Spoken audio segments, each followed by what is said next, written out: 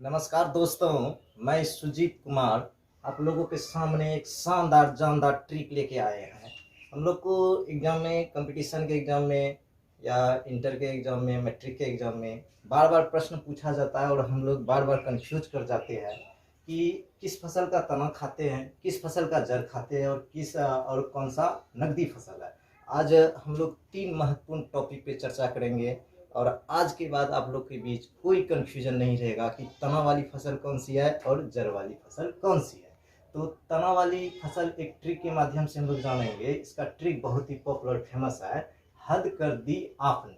इसमें ह से हो गया आपका हल्दी, और द से हो गया अदरक, कर से हो गया केसर, आ से आलू, ओल और लहसुन हो गया, प से प्याज हो गया। हालांकि आप देख पा रहे हैं कि लहसुन जो ट्रिक के अंदर नहीं आ रहे हैं, लेकिन लहसुन का क्या खाते हैं हम लोग, तना खाते हैं। इसका कंसेप्ट जो है, मूल कंसेप्ट तना का जो है, ऐसी फसल जिससे पौधा निकल आए, जो जमीन में गाड़ने के बाद, जमीन में देने के बाद वह सरे नहीं बल्कि उससे पौधा निकल आए, ऐसी फसल को हम लोग तना वाली फसल कहते हैं। जैसे हम लोग देखेंगे कि हल्दी का कण टुकड़ा जब लगाते हैं इससे पौधा आ जाते हैं, अदरक के टुकड़े से पौधा आ जाते हैं, उसके बाद आलू जब हम लोग जमीन में बोते हैं इससे पौधा आ जाते हैं, ओल से भी पौधा आ जाते हैं, लहसुन से पौधा आ जाते हैं, प्याज से पौधा आ जाते हैं। तो हम इसका मूल कंसेप्ट जो है, जिस फसल को हम लोग जमीन में बोएंगे या गाड़ेंगे उससे अगर पौधा आ जाए, ऐसी फसल को हम लोग तना वाली फसल कहते हैं।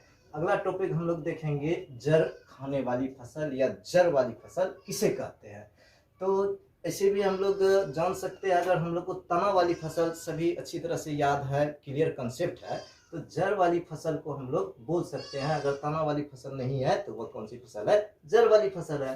तो जड़ वाली फसल का कोई ट्रिक नहीं है, तो तना वाले फसल छोड़ के जितने भी फसल है वो सब क्या है, जड़ वाले फसल है। तो मूली का हम लोग क्या खाते हैं, जड़ खाते। गाजर का क्या खाते, जड़ खाते। सलजम का क्या खाते, जड़ खाते। शकरकंद क्या खाते, जड़ खाते। मिश्रीकंद क्या खाते, जड़ खाते। चुकंदर क्या खाते, जड़ खाते। तो उससे भी ये सब फसल में कंद लगा हुआ है, यह क्या है, कंद है, यह जमीन के अंदर उगते हैं।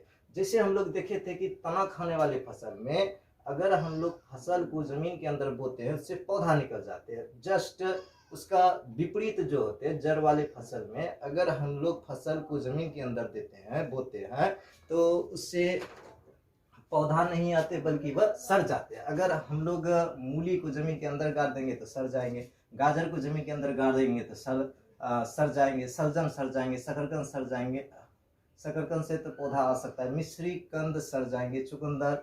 तो इसमें कुछ अपवाद में भी है, जैसे एग्जाम में कई बार करेला पूछ लिया जाता है, करेला का कौन सा भाग खाते हैं, तो इसका क्या होगा, जड़ खाते हैं। अंगूर का कौन सा भाग खाते हैं, जड़ खाते हैं, या कई बार पूछ लेते हैं कंफ्यूज करने के लिए। अब हम लोग तीसरा और आज का अंतिम टॉपिक देखेंगे, नगदी फसल किसे कहते हैं। नगदी फसल को वाणिज्य फसल भी कहा जाता है। आप लोग को बताना चाहेंगे, नगदी फसल को वाणिज्य फसल कहते हैं। ऐसी फसल जो खाने के लिए नहीं उगाते हैं बल्कि धन या मुनाफा अधिक कमाने के लिए उगाते हैं, ऐसी फसल को क्या कहते हैं, नगदी फसल कहते हैं। जैसे जूट हम लोग खाने के लिए नहीं उगाते बल्कि धन के लिए उगाते हैं। कॉफी है, कॉफी खाने के लिए नहीं उगाते हैं बल्कि धन के लिए उगाते हैं। कोको है, कोको से आप लोग जान रहे हैं कि चॉकलेट बनता है। गन्ना है, कपास है, तंबाकू है, यह सब खाने के लिए नहीं उगाया जाता है बल्कि धन कमाने के लिए उगाया जाता है, अधिक से अधिक मुनाफा कमाने के लिए उगाया जाता है। इसीलिए इस फसल को नगदी फसल कहते हैं। तो दोस्तों आप लोग हाँ देख